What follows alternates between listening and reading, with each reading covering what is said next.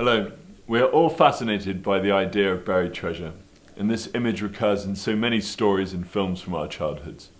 The image of a crumpled and cryptic map that leads to the treasure, where the adventure is often more in the journey to discover that treasure. I would like to talk with you about a modern story of buried treasure. In 2013, a British IT worker named James Howells threw away a hard drive with a digital wallet containing what was then a little-known, virtually worthless cryptocurrency known as Bitcoin. James Howells had 7,500 Bitcoins, which at today's prices would be worth in the region of $275 million. Mr. Howells was doing a spring clean in August 2013 and disposed of the hard drive in his nearby dump in Newport, thinking that he had already backed up the files he needed. Now he has offered the council 25% of the money if they can retrieve the hard drive. That would mean a donation of £52.5 million to the City of Newport Council. According to Mr. Howells, this would result in a payout of about £175 per head for every person in Newport. Surely the council and Mr. Howells should set sail and find the treasure. However, the council will not. They say, the cost of digging up the landfill, storing and treating the waste would run into millions of pounds, without any guarantee of either finding it or it still being in working order.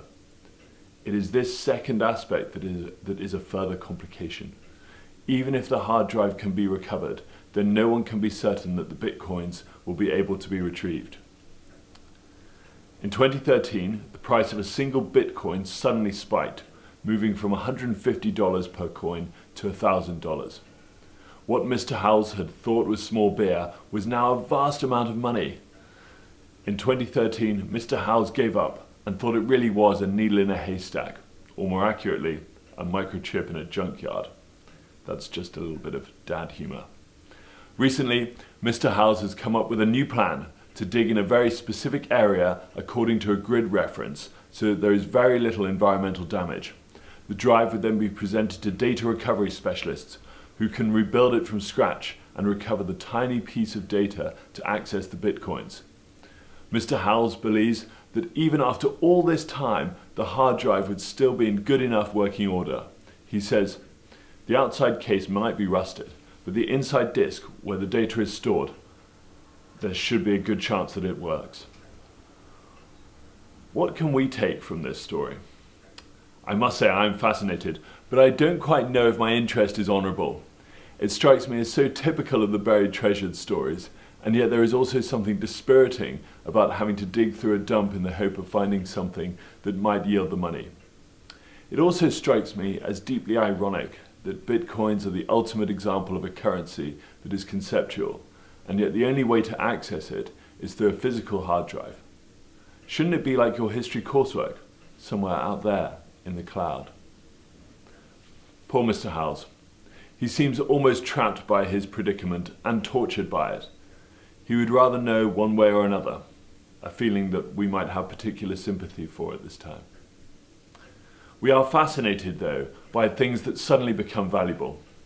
As a child, my mother used to insist on watching Antiques Roadshow on a Sunday afternoon, when I was itching to watch Ski Sunday, or better yet, Rugby Special, with a less creased version of John Inverdale.